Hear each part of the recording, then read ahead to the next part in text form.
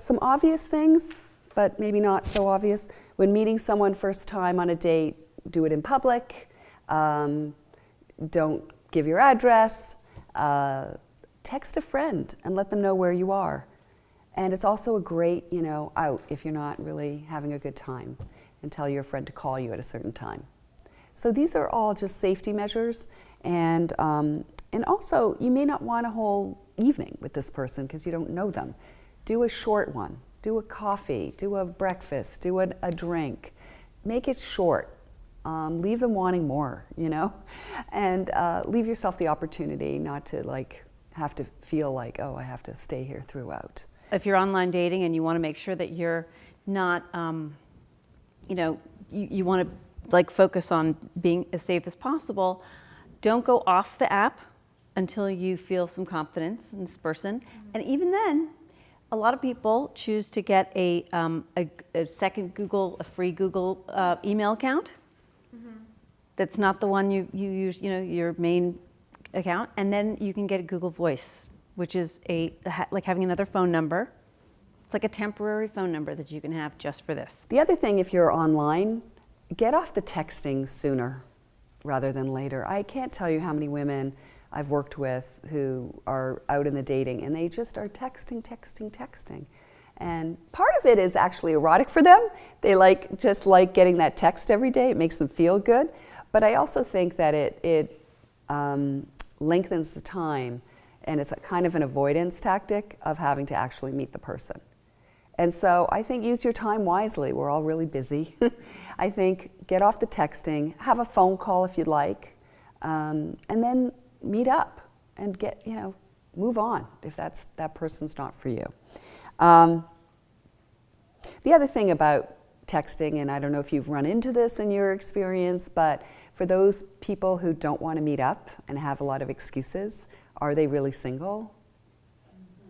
I've had some clients go through that.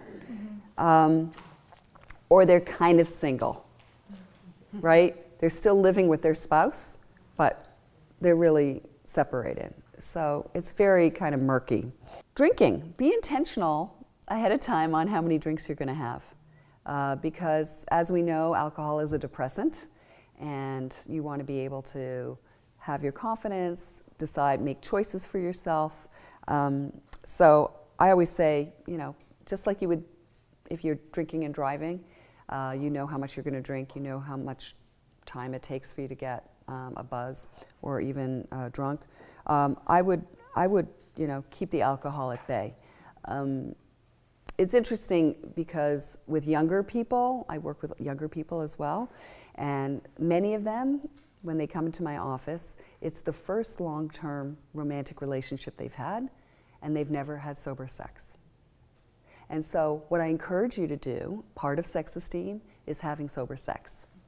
Really. If you're going to go out there and be sexual, whatever that means to you, have your wits about you. Okay, so if you think you're ready to kind of get into the sexual scenario with somebody, you have to talk about testing. Guys, you have to talk about testing, and you have to talk about condoms, because I gotta tell you, the research shows that I think singles or people 40 and above are the highest, one of the biggest groups of STIs going on right now. Why? Because you may have partnered up before HIV really hit the straight heterosexual community, and you think, oh, I'm older now, I'm not going to get pregnant. Well, guess what? There are so many STIs out there, and you have to understand how they're passed and carrying some prophylactics with you. And I got to tell you, you're also meeting men at a different age, right? So you may not be, if you're straight, and you may not be thinking about their concerns, but I see both sides of the bridges. I work with a lot of men, and they have concerns about their performance.